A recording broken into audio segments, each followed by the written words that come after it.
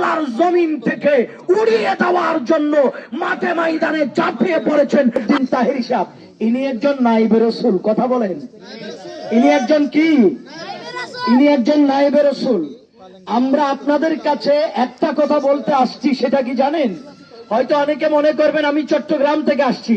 আমি চট্টগ্রামের নয়, আমি হবিগঞ্জের সন্তান, যদিও বা চট্টগ্রামে থাকি।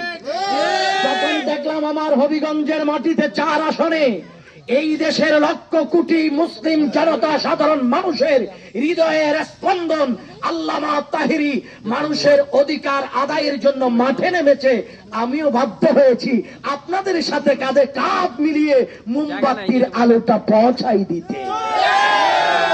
হিমালয়া বাজারবাসী, আমি আপনাদেরকে বলি, শোনেন, আল্লামা তাহেরী সাহেব এই মাঠে আসতো না।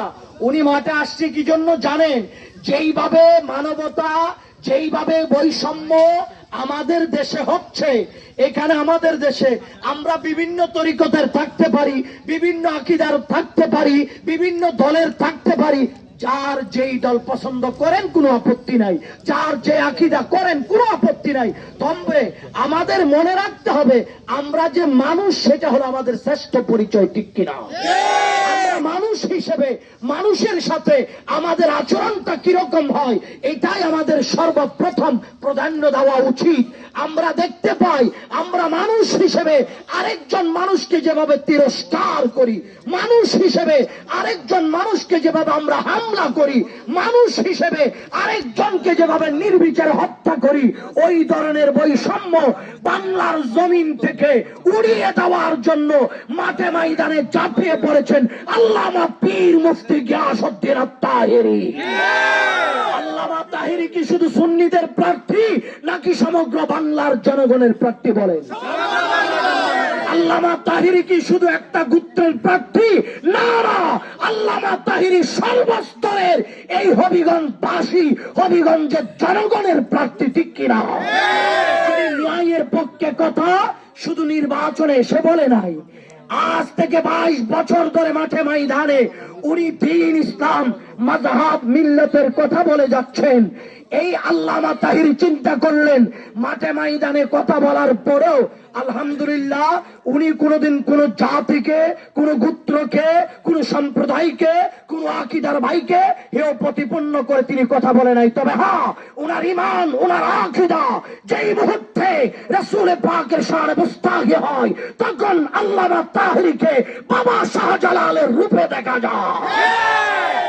যখন কোন মানুষের উপর অত্যাচার, নিপীড়ন, নির্যাতন হয়, তখন আল্লামা তাহেরী সৈয়দনা ফারুক আজমের উত্তরসূরি হয়ে মাঠে নামে।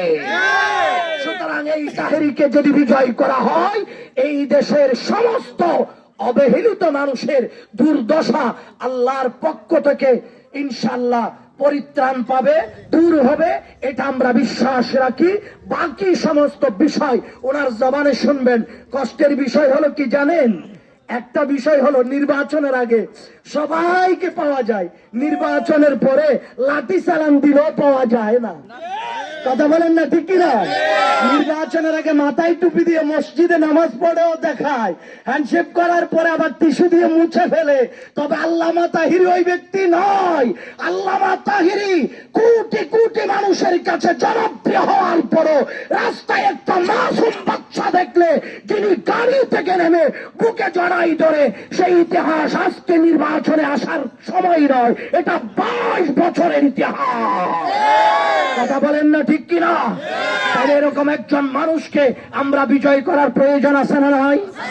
বলেন, প্রয়োজন আছে না নাই?